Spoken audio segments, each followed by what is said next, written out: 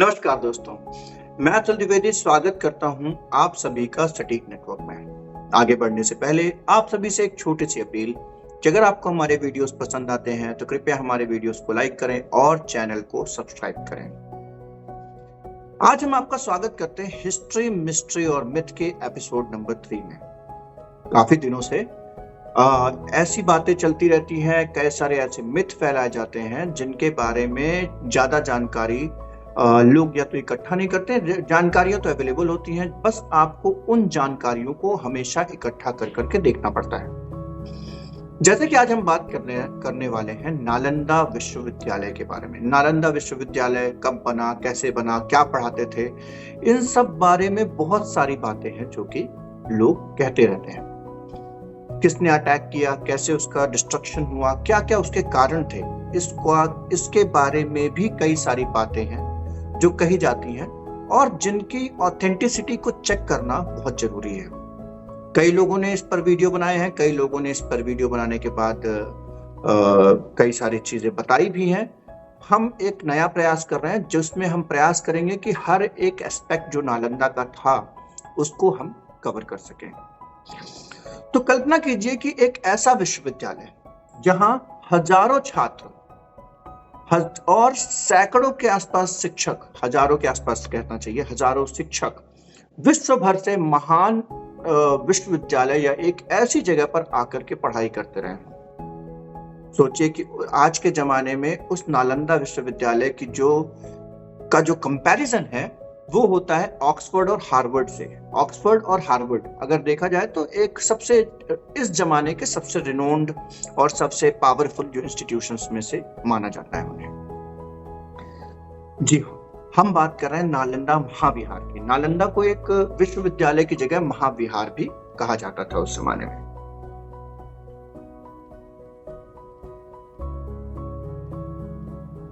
तो सबसे पहले जानना की कोशिश करते हैं कि नालंदा का आखिर अर्थ क्या होता है। नालम और दा दो शब्दों को मिलकर के ये बना है जिसका अर्थ होता है ज्ञान देने वाला स्थान। तो ये एक ज्ञान देने वाला स्थान था, उस हिसाब से इसका नाम पड़ा था। यह स्थान गौतम बुद्ध और महावीर के समय से ही धार्मिक चीजों के लिए, गतिविधियों के लिए जाना जाता था। काफी फेमस था। आप जानते हैं कि बिहार, जो आज का बिहार है, वो काफी बहुत बड़ा सेंटर था बुद्धिज्म, जैनिज्म और कई सारी ऐसी एक्टिविटीज का, धार्मिक एक्टिविटीज का बहुत बड़ा सेंटर रहा है बिहार।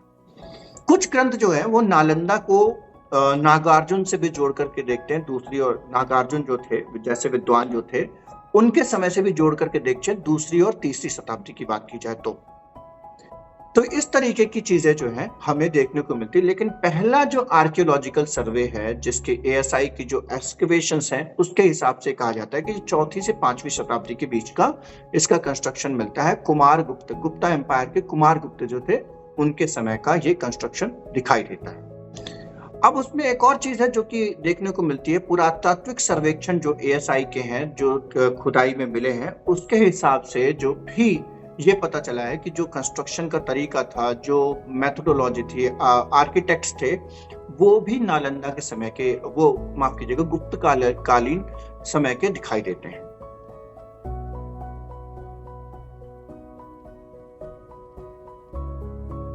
अब अगला हिस्सा ये है कि आखिर जो नालंदा है उसका शैक्षणिक ढांचा और क्या क्या विषय वहां पढ़ाए जाते थे, इसके बारे में जानना बहुत आवश्यक है कि आखिर क्या पढ़ाया जाता था। तो वहां पे बौद्ध दर्शन पढ़ाया जाता था। कई सारी चीजें जिनमें से बौद्ध दर्शन पढ़ाया जाता था, महायान जो उनके मुख्य विचारधारा है, फिर हानियान और वज्रयान को भी पढ़ाया जाता था। योग, माध्यमक, चित्त शून्यता, प्रतित्य संप्रदाय जैसे कठिन विषय, बहुत सारे जो है बौद्ध धर्म से जुड़ी हुई चीजें जो है पढ़ाई जाती थी और चिंतन पे, मेडिटेशन पे बेसिकली बहुत ज्यादा फोकस किया जाता था। जैसा कि आप सभी जानते हैं, आज भी मेडिटेशन को बौद्ध धर्म में बहुत ज्यादा तवज्जो दी जाती है, बहुत ज्यादा इंपॉर्टेंस दी जाती है। वहीं अगर हिंदू दर्शन की बात की जाए तो जैसा कि हमने कहा कि एक धार्मिक क्षेत्र था, किसी एक धर्म बस का नहीं, बौद्धिज्म का नहीं, जैनिज्म का नहीं, हिंदुओं का नहीं, सभी धर्म के लोग और सभी तरीके की मान्यताओं के लोग वहां पर आया करते थे। तो हिंदुइज्म में क्या क्या चीजें पढ़ाई जाती थी? हिंदू दर्शन पढ़ाया जाता था, जैसे सांख्य, प्रकृति, पुरुष और द्वैत की बात की जाती थी, आत्मज्ञान से मुक्ति की बात की जाती थी, ब्रह्म ज्ञान की बात की जाती थी, और न्याय की बात की जाती थी, तर्क, अनुमान, प्रमाण और शास्त्रों की बात की जाती थी। मतलब एक तरीके से कैसे तर्क किस तरीके से किए जाते हैं, अलग अलग बातों को, अलग अलग ग्रंथों को तर्क के श्रेणी पर, तर्क के पे ला करके उनकी तथ्यता को, उनकी सत्यता को परखने का प्रयास किया जाता था, या फिर एक तरीके से कह सके उनके साइंटिफिकली उनको अंडरस्टैंड करने के लिए या उनको समझने के लिए इसका प्रयास हुआ करता था। वहां पर वेदांत की बहुत बात होती थी, अद्वैत की बात होती थी, जैसे शंकराचार्य करते हैं, विशिष्टतावाद रामानुज करते हैं, और द्वैत की बात करते हैं वहां पे मध्वाचार्य कहते हैं। तो इन सभी वेदांत के बारे में काफी सारी बातें कही। वेदांत जिसको एक तरीके से कहा जाता है, स्वामी विवेकानंद भी वेदांत के ही प्रिंसिपल्स को माना करते थे, वो उनका भी वेदों के ऊपर बहुत विश्वास था।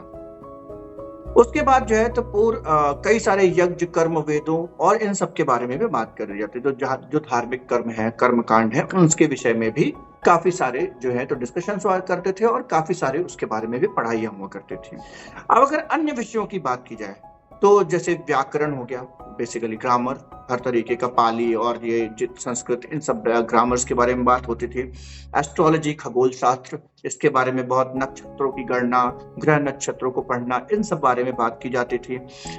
गणित के बारे में बात की जाए तो बीज गणित, रेखा गणित, संख्या पद्धति, बेसिकली अलजेब्रा और इस तरीके अलजबरा, इन सब बातों पे और इन सब मैथमेटिकल कॉन्सेप्ट्स पे काफी ज्यादा फोकस किया जाता था उस जमाने में। आयुर्वेद, मेडिकल, आयुर्वेद से जुड़ी हुई कई बातों पे बात किया जाता था, जैसे शल्य चिकित्सा हो गई, शरीर की रचना हो गई, निदान हो गए, औषधि विज्ञान, जो मेडिकल साइंस आज के टाइम पे मेडिकल साइंस कहते हैं, वही आयुर्वेद की बात की जाती थी। कौन कौन सी औषधियां हो सकती थी, इस विषय में बहुत ही ज्यादा डिस्कशंस हुआ करते थे।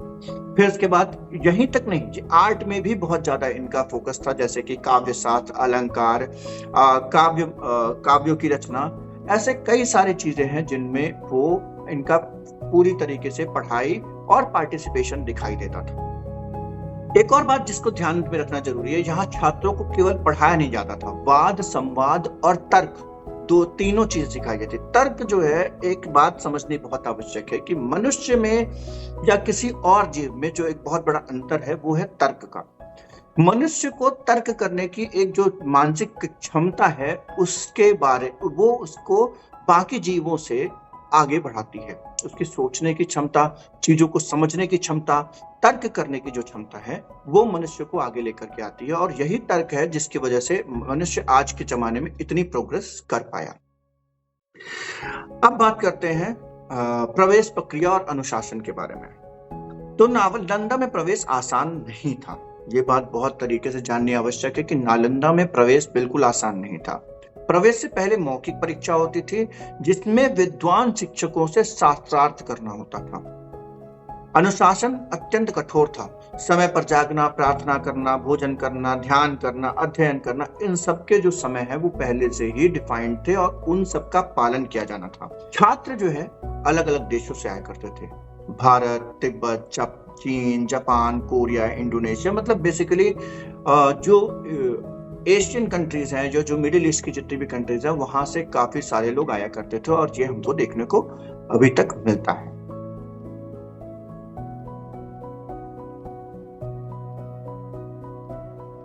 अब अगर बात की जाए कि यहाँ के जो पुस्तकालय, लाइब्रेरी थी, वो किस तरीके की लाइब्रेरी थी, तो नालंदा का जो पुस्तकालय है उसे धर्मगंज कहलाता था। यह विश्व का सबसे बड़े प्राचीन पुस्तकालयों में से एक था, मतलब oldest library in the world थी। और सबसे बड़ी लाइब्रेरीज की अगर बात की जाए, लाइब्रेरीज और भी बहुत सारे शासकों के समय में राजा महाराजा लाइब्रेरी बनाते थे, जिनको पढ़ने लिखने का शौक हुआ करता था, लेकिन ये वर्ल्ड की रिनोन्ड सबसे बड़ी लाइब्रेरीज में से, सबसे ओल्डेस्ट रिनोन्ड लाइब्रेरीज में से एक है। यहाँ पर 3 मुख्य भवन थे, एक रत्न सागर, रत्नोधि, दधि और रत्नरंजक, ये 3 तरीके के भवन थे। रत्न सागर में मुख्य ग्रंथ भंडार जो थे वो दर्शन, धर्म, विज्ञान, इनसे जुड़े हुए थे। अगर रत्नोदधि की बात की जाए तो दुर्लभ, गुप्त और उच्च स्तरीय ग्रंथ थे, मतलब बेसिकली जो सीक्रेट डॉक्यूमेंटेशन जिस तरीके के होते हैं कई सारे, और कई सारे जो ऐसा कहा जा सकता है कि ऐसी पढ़ाइयाँ जिनको सभी लोग जिसके लिए एलिजिबल नहीं हुआ करते थे पढ़ने के लिए, उन सब की बात यहाँ पर मिलती थी। फिर आता है रत्न रंजका।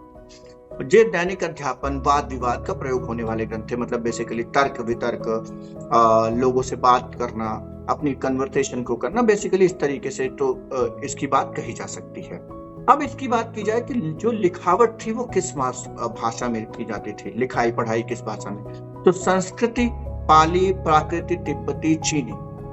ठीक है, इन सब ये चार पांच भाषाएं जो थी वो सबसे ज्यादा प्रचलित थी। संस्कृत, पाली, प्राकृतिक, तब तिब्बती और चीनी। आप किस तरीके के पेपर्स यूज करते थे, काहे में लिखा हुआ था? ताड़पत्र और भोजपत्र में लिखने का प्रचलन था। जैसा कि आप जानते हैं जितने भी एंशिएंट डॉक्यूमेंटेशन जो हिंदू माइथोलॉजी से भी जुड़े हुए हैं वो भी पुराने जमाने में ऐसे ही कागजों में, कागज कहना कम शायद ठीक नहीं होगा, ताड़पत्र और इस तरीके की छालों में, पेड़ों की छाल से बने हुए होते थे, वो उनमें से जो है तो लिखा हुआ मिलता है। ब्राह्मी, सिद्धम और जो है वो गुप्त लिपियां थी। बेसिकली ब्राह्मी का भी इस्तेमाल हुआ करता था और सिद्धम करके वो थी जिसको काफी ज्यादा इस्तेमाल किया जाता था। कहा जाता है कि जब पुस्तकालय जलाया गया तो वो महीनों तक चलता रहा, क्योंकि इतनी सारी किताबें थी, इतना सारा ज्ञान था कि महीनों तक वो किताबें चलती रही। इतनी बड़ी लाइब्रेरी हुआ करती थी। तो आप सोच सकते हैं कि कितनी बड़ी लाइब्रेरी होगी।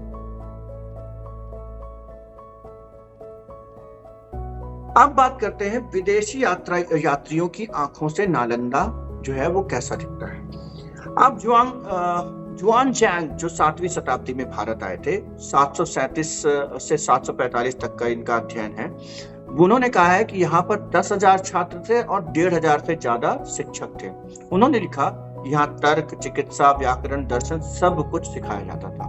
तो बेसिकली एक ऐसी यूनिवर्सिटी जो कि साइंस, आर्ट, पॉलिटिक्स सब कुछ सिखाती थी। एक तरीके से अगर देखा जाए तो ये सारी चीजों में इसकी काफी महारत हासिल थी। और यहाँ के जो शिक्षक थे वो हर सब्जेक्ट को के पढ़ाने वाले थे। इनफैक्ट यहाँ पे जो टीचर्स भी थे वो भी कई सारे देशों से आकर के यहाँ पर रहते थे और पढ़ाते थे। अगर बात की जाए यी जिंग की, जो 673 से 695 CE तक आए थे, सेंचुरी तक आए थे, वो 10 साल नालंदा में उन्होंने बिताए। वहां पे विहार, जीवन, भोजन, कपड़े, पढ़ने की पद्धति का उन्होंने विवरण किया। और उन्होंने 5 शास्त्रों की बात करी, व्याकरण, तर्क, चिकित्सा, काव्य, तंत्र, इन 5 चीजों की बात करी, जिसमें जो है तो सबसे ज्यादा फोकस किया जाता था यहाँ पढ़ाने में। धर्मपाल की बात करते हैं, नालंदा में ही पढ़े लिखे विद्वान थे। तिब्बत और चीन में उनकी रचनाएं आज भी विद्यमान है। इंडोनेशिया के शैलेंद्र वंश जो थे, जिन्होंने नालंदा में एक मठ बनवाने हेतु दान दिया था। तो बेसिकली इंडोनेशिया तक भी इनका प्रचलन था।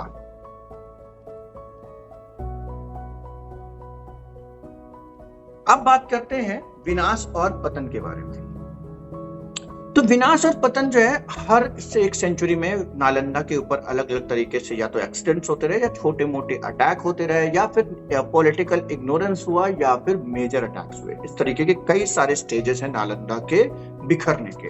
तो सबसे पहला जो 5वीं शताब्दी में मिलता है मिहिर कुल के समय का, वो है हूण आक्रमणकारी। जो हूणों ने आक्रमण किया था, उन्होंने मठों को नुकसान कर पहुंचाया, पर बाद में इसका पुनर्निर्माण कर दिया गया था।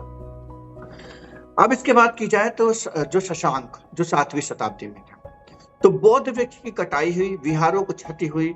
हर्षवर्धन ने इन्हें, जो राजा हर्षवर्धन थे, उन्होंने इस जगह को पूर्ण जीर्णोद्धार करवाया, दोबारा से स्टैब्लिश करवाया और इस जगह को फिर से उसी तरीके की स्थापित से की स्थिति में पहुंचाया गया। इनफैक्ट अगर आपको देखा जाए तो हर्षवर्धन का जो समय था वो नालंदा के लिए सबसे अच्छा समय माना जाता था। सबसे ज्यादा उसे फंडिंग हर्षवर्धन के समय पर मिलती थी।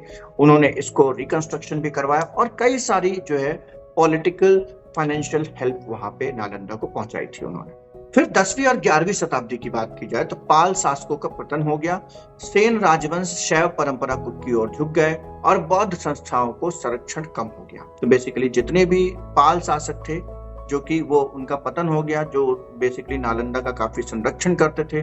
सेन राजवंश था, वो शैव परंपरा की तरफ, चाहे वैष्णव और शैव परंपरा के बारे में आप शायद जानते होंगे। तो शैव परंपरा की ओर उनका झुकाव हो गया। बौद्ध संस्थाओं का संरक्षण इस समय पे काफी कम हो गया। फिर आया महमूद गजनवी का युग, जो कि प्रत्यक्ष रूप पर तो कोई हमला महमूद गजनवी का हिस्टोरिकल अकाउंट्स पे नहीं मिलता है, लेकिन अगर बात की जाए तो पर क्षेत्र जो है काफी अस्थिर हो गया उस हमले की वजह से। तो आप समझ सकते हैं कि फाइनेंशियल और पॉलिटिकल फंडिंग ना होने की वजह, पॉलिटिकल सपोर्ट और फंडिंग ना होने की वजह से ही 10वीं और 11वीं शताब्दी के आसपास ही जो ये नालंदा की जो ख्याति थी वो कम होने लगी थी, क्योंकि इस तरीके का प्रचार नहीं हो पा रहा था और उस तरीके के सपोर्ट भी नहीं मिल रहा था। फिर बाद में महमूद गजनवी की वजह से पॉलिटिकल इंस्टेबिलिटी आई, काफी सारे अटैक किए। आप जानते हैं सोमनाथ मंदिर तो फेमस है उसके लिए, महमूद गजनवी के अटैक के लिए। तो उस समय पे काफी ज्यादा अस्थिरता आई। नालंदा पे डायरेक्ट आक्रमण के कोई साक्ष्य नहीं मिलते, लेकिन क्योंकि पॉलिटिकल इंस्टेबिलिटी थी इसलिए खतरा बढ़ जाता है। आप जानते हैं पॉलिटिकल इंस्टेबिलिटी में क्या होता है। फिर निर्णायक हमला जो है बख्तियार खिलजी 1193 ईस्वी में बख्तियार खिलजी ने बौद्ध भिक्षुओं के समझ नहीं पाया कि आक्रमण क्यों हुआ। पुस्तकालय जलाया गया, महीनों तक आग जलती रही, हजारों भिक्षु मारे गए और कोई पुनर्जीवन उसके बाद नालंदा का नहीं हो पाया। कोई भी जीर्णोद्धार 1193 ईस्वी के बाद, बख्तियार खिलजी के आक्रमण के बाद यहाँ का दोबारा कोई भी जीर्णोद्धार या दोबारा से रिडेवलपमेंट नहीं हो पाया। अब बात करते हैं कि आखिर ये सब जो चीजें हमने देखी, तो नालंदा का अंत एक दिन में नहीं हुआ, एक धीमा धीमा बेसिकली अगर आप देखें तो 5वीं 6वीं शताब्दी से लेके करीब 7वीं और 8वीं शताब्दी तक इसने अपने इनफैक्ट 9वीं शताब्दी तक भी इसने अपने पीक को पाया। लेकिन जब देश में पॉलिटिकल इंस्टेबिलिटी बढ़ी और जब हिंदुओं के अंदर ही कई सारे अलग अलग सेक्ट्स बनने लगे, शैव, वैष्णव और बहुत सारे सेक्ट्स बनने लगे, तो जब हिंदू धर्म का आगे बढ़ा और हिंदू धर्म की ख्याति बढ़ी और राजाओं ने हिंदू धर्म को बढ़ाने का प्रयास किया, उसके बाद जो है तो उस तरीके का पॉलिटिकल और फाइनेंशियल सपोर्ट जो है नालंदा को नहीं मिल पाया और उस तरीके के और कई छोटे छोटे जगह पे, बनारस में और कई सारी जगह पे इस्टेब्लिश करने चालू किया उन्होंने अपने एजुकेशनल इंस्टीट्यूशंस। उसके बाद क्या हुआ कि अटैक हुआ, उन्होंने अटैक किया, कई सारी एक्सीडेंटल फायर्स के भी प्रूफ मिलते हैं। और महमूद गजनवी के जो आक्रमण भारत में हो रहे थे लगातार पॉलिटिकल इंस्टेबिलिटी की वजह से, उस समय पे जितने भी राजा थे वो महमूद गजनवी के अटैक को रोकने के लिए काम कर रहे थे और जिस के लिए फाइट कर रहे थे, लड़ रहे थे। और नालंदा जो कि एक यूनिवर्सिटी थी, उस पर किसी का इस तरीके का ध्यान नहीं गया और वो और कमजोर होता गया 10वीं से 11वीं शताब्दी के बीच में। और 1193 ईस्वी में तो जो बख्तियार खिलजी था उसने बेसिकली बर्बाद कर दिया। जैसा कि आप जानते हैं महीनों तक आग जलती रही। लेकिन आज भी अगर हम वहां के खंडहरों को देखते हैं और उसकी विशालता को देखते हैं तो हमें ये प्राउड होता है कि कितना खतरनाक हमारे देश का इंटेलेक्ट था। हमारे देश में इतनी एक बड़ी यूनिवर्सिटी थी जहां पे 10,000 से ज्यादा छात्र उस जमाने में पढ़ते थे, 1,500 से ज्यादा शिक्षक थे, देश विदेश से लोग आकर के पढ़ाई करते थे। दोबारा से नालंदा बनाने का प्रयास किया जा रहा है। नालंदा का भी कुछ दिनों पहले अगर आप देखा होगा तो आप उद्घाटन भी हुआ है। लेकिन हमारा पूरा मोटिव ये था आपको जब बताने के लिए कि किस तरीके की पढ़ाइयां करते थे वो लोग, किस तरीके के इंटेलेक्चुअल बात किया करते थे, कौन कौन सी चीजों में बात करते थे। नालंदा एक ऐसी चीज जो आज भी जानी जाती है। हर एक जितने भी देश यहाँ पर आज तक विजिट किए हैं उन सबके देश के इतिहास में लिखी हुई चीजें हैं। उनके जो यात्री यहाँ पे आए थे, जितने पढ़ने वाले लोग आए थे, खासतौर से चाइना, तिब्बत, इंडोनेशिया, कोरिया, इन सब जगह के इतिहास में नालंदा का कहीं ना कहीं उल्लेख आपको मिल जाएगा। और यहाँ से पढ़ के गए जो स्कॉलर्स थे उनका भी उल्लेख आपको मिल जाएगा। याद रखिए कि अगर कोई चीज है जो कि इस दुनिया में आगे बढ़ा सकती है आपको, वो है एजुकेशन। और किसी भी देश को अगर आपको पीछे खींचना है तो वहां की सबसे पहले एजुकेशन व्यवस्था को खत्म करना पड़ता है। शिक्षा सबसे इंपॉर्टेंट है। आज के लिए धन्यवाद।